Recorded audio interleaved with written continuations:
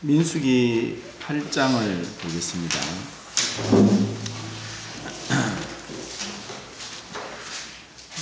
민수기 8장에는 1절부터 4절까지 일곱 등대에 대해서 말씀하고, 그리고 5절부터 끝절까지 레인의 봉사를 하기 위한 정결 예식에 대해서 말씀하고 있습니다. 어떤 분들은 이 중간에 1절부터 4절까지 있는 이 일곱 등대에 대한 말씀이 삽입이 되었고, 또 이것은 구태여 꼭 이곳에 들어오지 않아도 된다고 많은 대부분의 이제 주석가들이 얘기를 하는데, 제가 볼 때는 그것은 잘못된 분별입니다. 왜냐하면은 만약에 그렇게 하면은 하나님의 말씀이 한자 한자 그 글자마다 축제에 연감됐다는 것을 우리가 믿고 있을 뿐 아니라, 또 그 순수에 있어서도 하나님께서는 우리에게 대단히 귀중한 교훈을 주기 때문에, 그래서 이 레인의 그 정결하게 하는 예식을 하고, 그리고 레인이 봉사를 어떻게 할 것인가에 대한 이 말씀을 할 때 이 8장 1절부터 4절까지 등대에 대한 말씀이 꼭 필요하지 않았나, 이런 생각을 합니다. 이 황금, 성소 안에 있는 황금으로 만든 일곱 가지의 등대는 출애굽기 25장과 또 37장, 또 레위기 24장에 나옵니다. 지난번에 했지만 또 간략하게 제가 한번 말씀을 드리겠습니다. 이 황금 등대는 순금으로 만들으라고 했습니다. 금은 제가 누누이 말씀을 드리지만 전성과 연성이 뛰어난 금속이고, 또 금속 중에서 화학적인 반응이 가장 낮은 금속이고, 그리고 물과 공기 중에서 변질이 되지 않고 지속됩니다. 그래서 그런 금이 많지 않다는 희소성과 불변성으로 인해서 과거부터 오늘날에 이르기까지 금은 가장 귀한 값비싼 금속으로 칩니다. 그리고 예전에는 미국 같은 경우는 1933년도부터 금본위 화폐 제도가 폐지됩니다.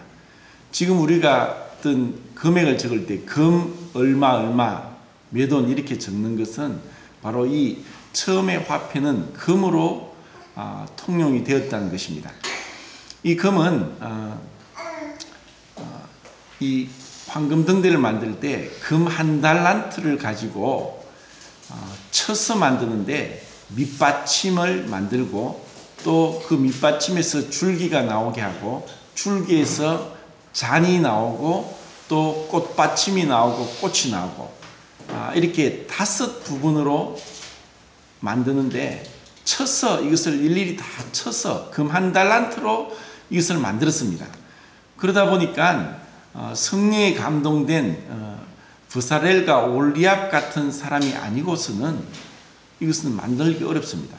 또 분명히 이제 금은 경도가 약하기 때문에 쳐서 만들기 쉽습니다.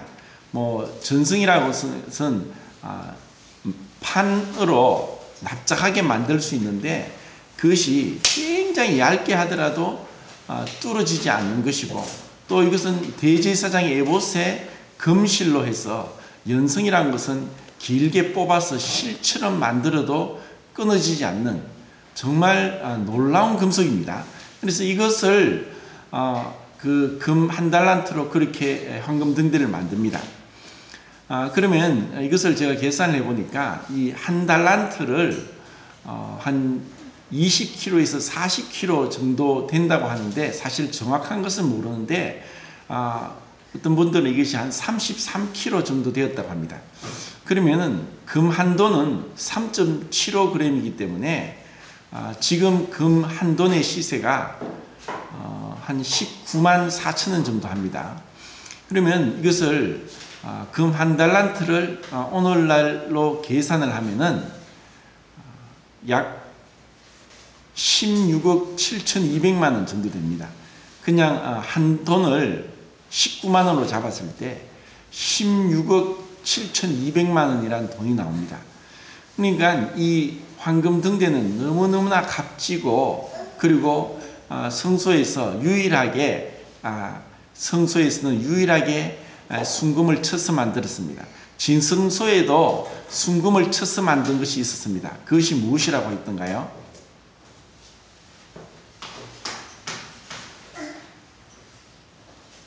기억이 안 납니까? 속죄소죠.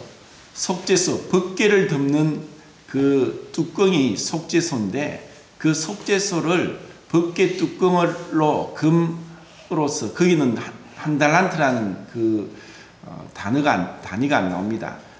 위에 뚜껑을 만들고 그 뚜껑과 연하여서 그룹 둘을 쳐서 만들었는데, 날개를 마주보고 그 얼굴은 속죄소를 보도록 했습니다. 여기서 쳐서 만드는 것은 우상과 비교했을 때 분명한 차이가 납니다. 우상은 어떻게 만들었다고 했습니까? 예, 부어서 만들었죠. 부어서 만드는 것은 그 주조공법이고, 쳐서 만드는 것은 단조공법입니다. 부어서 만드는 그 주조로 만든 것은 쉽게 만들지만 쉽게 또 깨어집니다. 그런데 쳐서 만든 것은 굉장히 이제 단단하던 거죠. 근데 여기서 단순히 어떤 경도를 얘기하는 것이 아니라, 쳐서 만드는 것은 고난을 상징한다고 말씀을 드렸습니다. 그 모든 성소의 기구는 주님의 인격과 사역을 예표하는 것인데, 주님의 고난을 상징하는 것이다. 그리고 그런 고난을 통해서, 그런 연단을 통해서 하나님께서 우리에게 주신 그 분명한 목적이 있다는 것을 말씀을 드렸습니다. 그러면 이 황금 등대가 상징하는 것은 무엇인가? 요한복음 1장에 보면은 그 빛이 비춤에 어둠이 깨닫지 못하더라. 사람들에게 비추는 빛이 있었으니 곧 이것은 주님을 나타내고 있습니다. 주님께서 이 어두운 세상에, 고린도후서 4장 4절에 보면은 어두운 데서 빛이 비추리라 말씀하셨던 그 하나님께서 예수 그리스도의 얼굴에 있는 하나님의 영광을 아는 빛을 우리 마음에 비추셨느니라. 이것이 고린도후서 4장 4절 말씀입니다. 결국 이것은 창세기 1장에서 처음으로 하나님이 첫째 날 만드신 건 빛이라고 했습니다. 그 빛이 비춤에 어둠이 밝아졌습니다. 그리고 이 창세기 1장의 첫째 날에 빛을 만드신 것은 요한복음 1장 1절에서는 결국 이 어두운 세상에 예수 그리스도께서 오셨다는 것을 말씀하고 있다는 것입니다. 그리고 요한계시록 1장에서는 그 사도 요한이 밤모섬에서 환상을 보는데 7 별과 그리고 7 등대를 봤다고 했습니다. 이것은 상징입니다. 상징은 원관념이 없고 보조관념으로만 나오기 때문에 해석을 하기가 어렵습니다. 그런데 이 부분은 해석을 해주고 있습니다. 7 사자는 7 별은 7 교회의 사자고 7 등대는 7 교회니라, 이렇게 해석을 했습니다. 하지만 그 뒤에 나오는 상징으로 가득 찬 계시록에는 해석이 없습니다. 그러다 보니까 계시록에 대한 해석이 분분하다는 거죠. 그런데 1장에서는 분명히 7 등대에는 7 교회를 상징한다고 그랬습니다. 그리고 요한계시록 4장 5절에는 7 등대가 곧 7 영이다. 하나님의 보좌 앞에 있는 성령님을 상징한다고 했습니다. 자, 이것을 종합해서 보면은 7 등대는 예수 그리스도를 상징하고, 그리고 예수 그리스도의 영인 성령을 상징합니다. 그리고 그 7 등대는 밑받침부터 꽃까지, 밑받침 줄기, 또 잔, 그리고 꽃받침 꽃, 이렇게 5개의 그 모양이 연하여서 연결되어 있습니다. 이것은 결국 교회는 교회의 머리 대신 그리스도와 교회의 몸된 성도들이 하나가 되었습니다. 이것은 다메섹 독상에서 사울이 만났던 주님을 통해서 사울이 발견했습니다. 그래서 바울은 그의 서신에서 교회를 그리스도의 몸이라는 표현을 씁니다. 사울아 사울아 왜 네가 나를 핍박하느냐. 이 한마디 말씀에 사울은 엄청난 깨달음을 얻게 됩니다. 그리스도인들은 곧 주님의 몸이라는 것을 깨닫게 되었습니다. 결국 교회는 그리스도의 몸입니다. 결국 우리는 주님과 하나가 되어 있습니다. 우리의 머리 대신 그리스도는 물질적으로 공간적으로는 지금 우리와 떨어져 있는 것 같지만 영적으로는 우리는 하나 되었고 그리고 그분 안에 우리가 있고 우리는 그분 안에 있습니다. 이와 같이 놀라운 은혜 가운데 우리는 주님과 연합되어 있다는 것. 그리고 이 등대를 왜 그러면은 이 8장 1절부터 4절까지 레인의 봉사 앞에 나오느냐. 그들의 봉사는 바로 이와 같은 등대의 비춤이 있어야 된다는 것. 그들이 봉사가 이 빛 가운데서 주님의 그 은혜와 그분의 돌보신 가운데 없다면은 그 봉사는 어떤 봉사냐? 정말 우리로 하여금 교만케 하고 또 스스로 높이게 되는 그와 같은 죄를 범하게 되기 때문에 이 앞에서 레인의 정결케 하고 봉사 앞에 이와 같은 등대에 대한 말씀이 있다는 것입니다. 한자수구에 그런 한자수구가 있습니다. 호가호위라는 한자수구가 있습니다. 그 유래는 그 중국의 춘추 전국시대에 남쪽에 있는 초나라에서 소해랑이라는 어떤 굉장히 뛰어난 제상이 있었습니다. 그때 이런 그 소해랑으로 인해서 북쪽의 나라들이 굉장히 이제 초나라를 두려워했습니다. 그래서 초나라의 선왕이 그 강을이라는 신하를 불러서 도대체 왜 북쪽 나라가 우리를 두려워하느냐 이렇게 물었을 때 이 강을이라는 신하가 그때 이런 얘기를 합니다. 밀림에 여우가 있었는데 호랑이한테 잡혀서 죽게 되었을 때 이 여우가 하는 말이 잠깐 너는 나를 잡아먹으면 안 된다. 하나님께서 나를 이 밀림의 왕으로 세웠기 때문에 네가 나를 잡아먹으면 너는 천벌을 받을 것이다. 이렇게 얘기를 했습니다. 내 말이 거짓말 같으면 네가 나를 따라오너라. 내가 밀림을 지나갈 때 나를 보는 모든 동물들이 무서워서 도망갈 것이다. 그것은 하나님께서 나를 이 밀림의 왕으로 삼으셨기 때문이다. 그렇게 하면서 앞에 가고 뒤에는 사자가 따라갑니다. 그런데 그 여우를 본 것이 아니라 사자를 보고 모든 짐승들이 도망을 가는 거죠.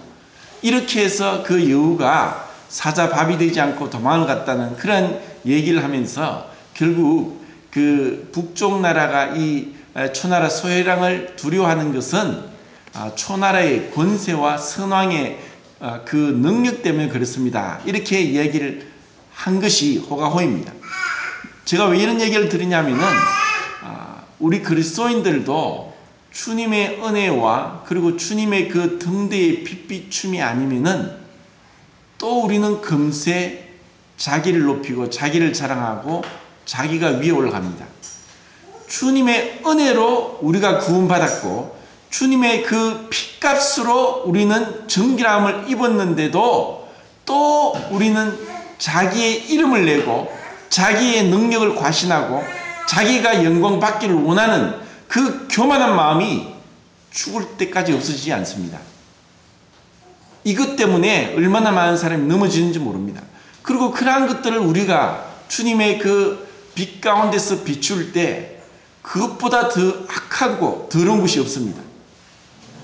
왜 모든 사이비와 이단 종교는 기독교 이단들의 공통점이 있습니다. 그들은 사람을 추종합니다. 교주가 있습니다. 그 교주가 처음에는 참 능력을 행했지만 그 능력 행한 것으로 인해서 높아집니다. 마치 그것이 자기로부터 왔는지. 이것이 바로 처음에 에덴 동산에서 마귀가 뱀을 통해서 사람에게 유혹했던 그 유혹입니다. 네가 하나님같이 될 것이다. 그리고 이것은 구원받은 그리스도인들에게도 주님의 은혜가 아니면은 또 뭔가 모르게 자랑하려고 자기 이름을 내고 자기를 높입니다. 정말 겸손하게 주님 앞에서 이름도 없이 빛도 없이 그렇게 섬기고자 하기보다 자꾸 자기가 스포트라이트를 받고자 하는 그 마음이 있다는 것입니다. 그렇기 때문에 이 레인의 정결케 하는 것과 그 봉사 앞에 이 4절의 구절을 삽입했다는 것입니다. 이 등불은 저녁부터 아침까지 항상 켜도록 했고, 이 등불은 결국 이 등불이 없으면 캄캄합니다. 창문이 없는 성막 안에서 유일한 빛입니다. 우리의 빛은 예수 그리스도입니다. 그리고 또 주님은 우리에게 말씀했습니다. 마태복음 5장에서 너희는 세상의 빛이니 만일 이 빛이 덩령 위에 있지 않고 말 아래에 있으면 어떻게 사람을 비추겠느냐. 이것은 말은 뭐냐면은 살 뒤죽입니다. 살을 푸는, 결국 우리 그리스도인을 하나님께서, 주님께서 세상의 빛으로 보내셨는데 우리가 세상이 먹고 사는 것에 얽매이면 빛을 밝힐 수 없습니다. 이것은 대단히 중요한 교훈입니다. 그리고 에베소서 5장에 말씀합니다. 너희가 전에는 어둠이더니 이제는 빛이라. 빛의 자녀처럼 우리가 이 빛이 마치 우리에게서 나온 것이 아닙니다. 마치 레인의 봉사 앞에서 이 등대의 빛이 비추는 것처럼 주님이 비치고 주님이 우리를 비출 때 우리는 그 빛을 반사하는 달과 같습니다. 그러니까 주님은 충성된 증인으로, 주님께서도 내가 내 뜻을 전하러 온 것이 아니라 내 뜻을 전하러 온 것이 아니라 아버지 뜻을 이루기 왔다. 이것은 우리로 하여금 주님께서 철저하게 자기 자신을 부인하면서 아버지를 드러내셨습니다. 그리고 성령님은 오로지 주님을 증거하기 위해서 오셨습니다. 성령님이 스스로 자기 자신을 드러낸 구절은 전혀 없습니다. 이것처럼 이것은 전적으로 사랑의 마음의 표현입니다. 결국 사랑은 상대방을 높일 때 기쁨이 오는 것입니다. 그것은 결국 근본적으로 복음도 사랑입니다. 우리가 주님을 사랑할 때 주님을 드러내는 건데 내 자신을 드러내는 것은 주님을 사랑하지 않는 결과입니다. 이렇게 해서 레인의 봉사가 이제 시작되기 전에 레인을 정결케 하는 의식을 합니다. 레인을 정결케 하기 위해서 번제로 수송 한 마리, 그리고 소제로 가루를 한 움큼을 기름 섞은 가루를 드리고, 그리고 속죄제로 또 수송 한 마리를 드립니다. 그리고 나중에 민수기 19장에 나오는 그 붉은 암송아지 잿물을 뿌려서 정결케 하는 의식을 합니다. 이것은 하나님께서 이스라엘 백성들이 너무나 쉽게 죄에 접촉되고 오염이 됩니다. 죄에 접촉되는 것은 그 앞에서 봤듯이 시체에 접촉하는 것은 바로 부정하게 된다. 그리고 그러한 자들은 진 밖에 쫓아냈습니다. 이제 민수기에서는 첫 번째 인구 조사 때 60만 3,550명이 40년 광야 생활 동안 죽게 됩니다. 평균적으로 하루에 40명이 죽습니다. 그러면은 죽을 때마다 시체를, 그의 가족이 죽었기 때문에 시체에 접촉해서 부정하게 되면은 또 진 밖에 나가야 됩니다. 이것으로 인해서 하나님께서는 붉은 암송아지를 태워서 그 죄를 물에 섞어서 뿌리면은 정결하게 된다는 그 규례를 주시는 것입니다. 그리고 정결을 하게 하는 속죄물을 뿌리고, 그리고 옷을 빨고, 그리고 온몸의 틀을 삭도로 밀고, 그리고 그 수송아지에 안수를 하고 제사를 드리는 것입니다.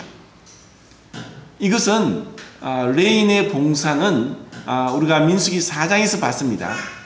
레인의 봉사는 제사장이 제사를 드리는데 필요한 번제단에 불을 피우기 위한 나무를 패고, 또 그 제물에 닭을 뜨고 가죽을 벗기고, 이와 같은 허드렛 일을 하는 자들이었고, 그리고 성막이 이동할 때 고앗 자손, 게르손 자손, 므라리 자손이 각자 맡은 것이 있었습니다.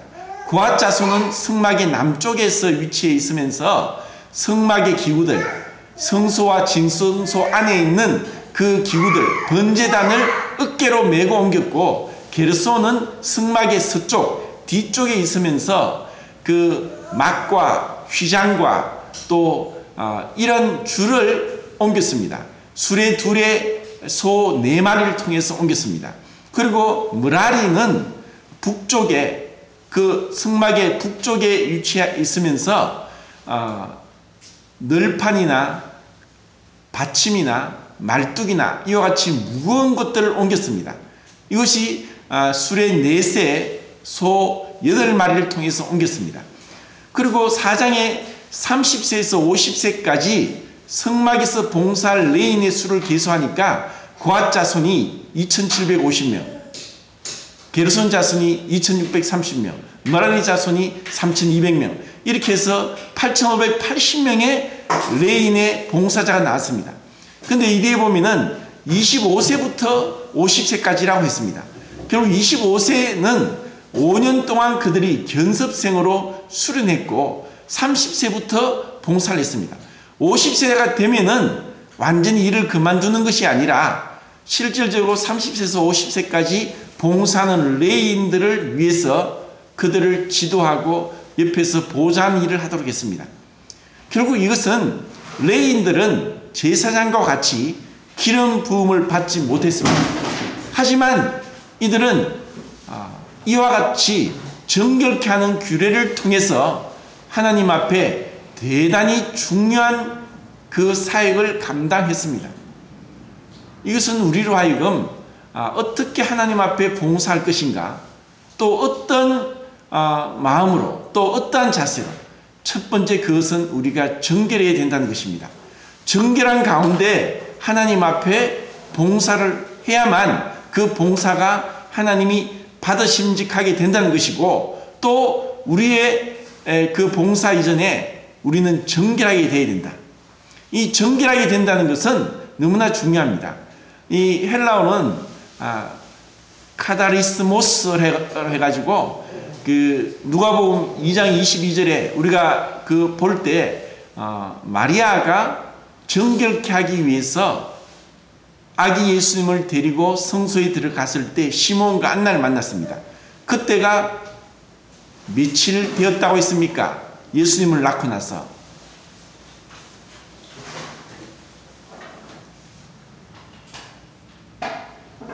몇 주 전에 했는데 40일에 걸렸잖아요. 40일.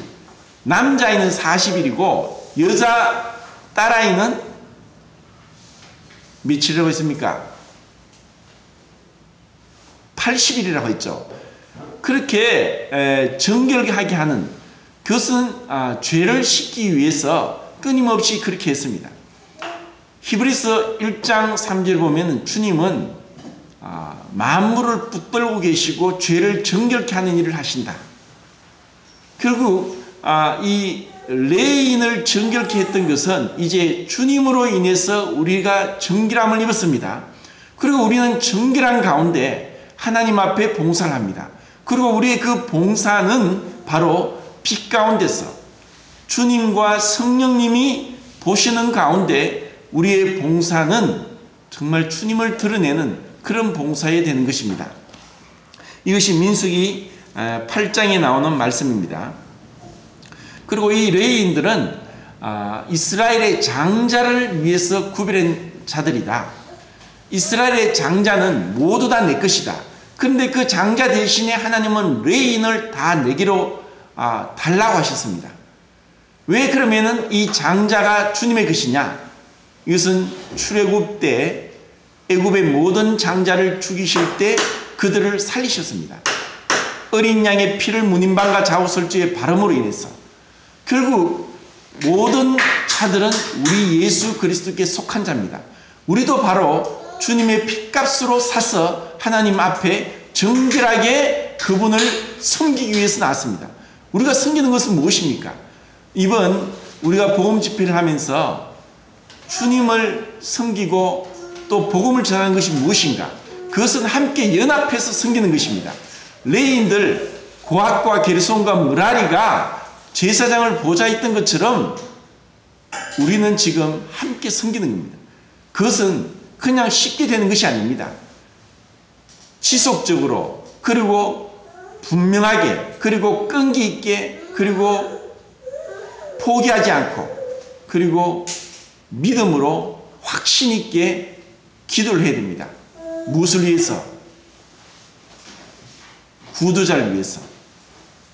우리의 믿음의 기도로서, 그리고 그 마음 중심에는 그들을 불쌍히 여기는 마음이 있어야 됩니다. 그냥 보험 집회가 일 행사가 아닙니다. 이제는 2개월마다 한 번씩 할 예정입니다. 토요일, 일요일 이렇게 해서 지금부터 우리가 아직 남아있는 가족들, 친지들, 그리고 이웃, 직장 동료를 위해서 기도해야 됩니다. 그리고 그들을 정말 불쌍히 여기는 마음이 있어야 됩니다. 우리가 전하지 않으면 그들은 지옥 갑니다. 그들을 불쌍히 여기는 마음으로 매일매일, 그리고 어떻게 하든 선물도 주고 밥도 사주고, 그리고 친절하게 함께하고, 정말 그들을 사랑하는 그 마음이 보여져야만 그들이 우리의 말을 듣고 따라옵니다. 그냥 집회 한번 가자, 안 오더라, 안 옵니다. 죄인들이 오겠습니까? 소경인데, 문둥병인데. 여기서 레인을 정결케 할 때 온 몸의 털을 삭도로 밀으라고 했습니다. 온몸의 털을 삭도로 미는 것이 있었습니다. 누구에게 그랬습니까? 레위기 할 때 나왔죠. 14장에. 13장, 14장 뭡니까?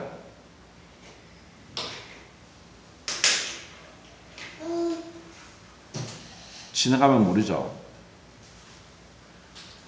문둥병을 정결케 하는 규례를, 거기에 문둥병의 털을 다 밀으라고 했잖아요. 온몸을 씻고, 그리고 옷을 빨고, 그리고 털을 미는 것. 결국 죄는 문둥병과 같다는 의미입니다. 그것은 너무나 더럽고 흉측한 것입니다. 우리가 주님과의 매일의 교제를 통해서 정결함을 입지 못하면 우리 마음이 둔해집니다. 죄인들을 봐도 불쌍히 여기는 마음이 없어요. 오로지 넷밖에 몰라요. 자기 자신에 사로잡혀서 우리가 한 사람도 인도 못합니다. 로마서 16장에는 그리스도인이 하나님께 드리는 제물이 있습니다. 그 제물이 무엇입니까? 무엇이죠? 이방이라고 했잖아요. 우리가 하나님께 드려야 되는 제물은 이방인입니다. 이방인을 드려서 그들이 하나님 앞에 정결함을 입게 하기 위한 것이 신약교회 제사장의 할 일입니다. 우리 할 일은 뭡니까? 우리 모든 성도는 바로 이 복음을 전하는 것입니다. 그들을 위해서 기도를 해야 됩니다. 그리고 애를 써야 되고, 그리고 끈질기게 포기하지 않고 지속적으로 확신을 가지고 기도를 해야 됩니다. 확신 있는 기도가, 어떤 목사님이 그렇게 얘기했습니다. 밥을 하는데, 어떤 사람은 밥을 하는데 가스레인지 불을 탁 켜가지고 한 1분 켰다가 끄고, 내일 돼가지고 또 다시 1분 탁 켰다가 끄고, 그래서 한 달을 밥을 하면은 밥이 되겠습니까? 안에서 살이 썩어버립니다. 결국 우리의 간절한 기도는 뭐냐? 간절한 기도는 그 기도가 응답될 때까지 엘리야가 7번 했다는 것은 간절함을 의미합니다. 주님 주십시오. 주님이 말씀했지 않습니까? 내 이름으로 무엇이든지 구하는 것은 받은 줄을 믿으라. 믿음으로 구합니다. 이 영혼이 지옥 갑니다. 이 영혼을 불쌍히 여기십시오. 저에게 은혜를 베푸신 것처럼 이 영혼을 불쌍히 여기십시오. 그것이 간절한 기도입니다. 그래서 밥을 하는 데 있어서 30분 동안 불을 계속 지펴야지 밥이 됩니다. 밥이 될 때까지 불을 지피는 겁니다. 기도가 응답받을 때까지 기도하는 것입니다. 여기 우리 유평교에서 오중간 형제 그 어머니 이예숙 자매님이 친구를 위해서 20년인가 기도했습니다. 20년 동안 포기하지 않고 기도해가지고 이제 구원받고 모임에 들어왔는 자매가 됐습니다. 20년 동안 어떻게 합니까? 간절함이 있어야 됩니다. 그리고 사랑하는 마음이 있어야 됩니다. 대부분은 아이고 몇 번 하다가 포기합니다. 그럼 또 여기 가서 또 합니다. 이 사람 했다가 저 사람 했다가 평생 한 사람도 구원 못해요. 얼마나 부끄럽습니까? 아니 평생 살아가면서 구원받았다고 하면서 내가 전도회가 구원받은 영혼이 한 사람도 없다. 정말 회개해야 됩니다.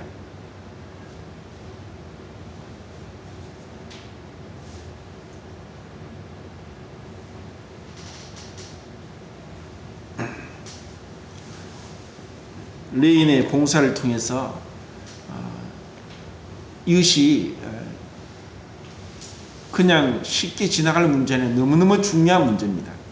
기도를 하되 간절한 기도, 목표 있는 기도, 그리고 기도한 것을 기억해야 되고 그 응답을 받기까지, 그래서 하나하나 응답 받고 나가야 됩니다. 이와 같은 우리의 기도 생활 그리고 전도의 삶, 이것이 바로 레인의 봉사와 동일한 것입니다. 이것은 너무나 아름답고 그리고 영원한 것입니다. 이 땅에서 하는 것들은 썩어질 것이고 그것은 잠시의 기쁨은 오지만 영원하지 않습니다. 우리는 영혼을 위해서 계산하는 참으로 지혜로운 자들이 될 수 있기를 바라고, 그리고 정말 구령의 열정이 일어나기를 원합니다. 정말 복음 집회를 하는데 집회 전에 정말 기도하고 간절히 매달리는 성도가 없어요. 과거에 제가 그렇게 복음 집회하면은 한쪽에서는 모여서 기도를 했습니다. 근데 지금은 사실 영혼에 대한 간절함이 없어요. 그냥 모여서 성도들끼리 그냥 웃고 얘기하는 게 바빠요. 그것은 정말 우리의 간절함이 없는데 무슨 역사가 일어나겠습니까?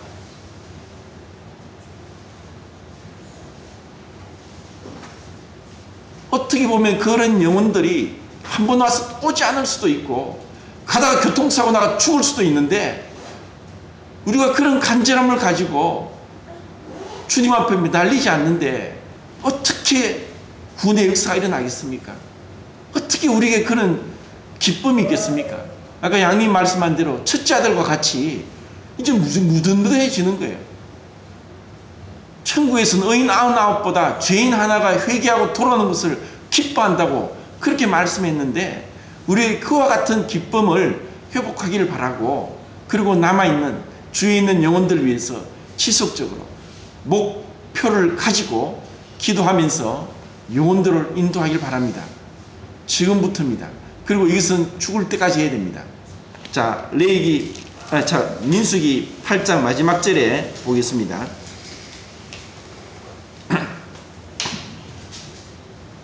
24절, 25절 같이 읽어봅시다. 23절부터 시작. 여호와께서 또 모세에게 말씀하여 이르시되 레위는 이같이 할지니 곧 25세 이상으로는 회막에 들어가서 하고 봉사할 것이요 50세부터는 그 일을 시험하지 아니할 것이나 그의 형제와 함께 회막에서 씹힐 것이요 그것이 아니면 레인의 짐을 하여 그렇지 할지니라. 세상에는 정년퇴직이 있습니다. 하지만 하나님의 일을 하는 성도의 직무는 정년퇴직이 없습니다. 그것은 레인의 봉사를 통해서도 말씀하고 있습니다. 그리고 결코 나이가 많다고 하지 마십시오. 안나도 84세가 되었지만 주야로 성전에서 금식하고 섬겼습니다.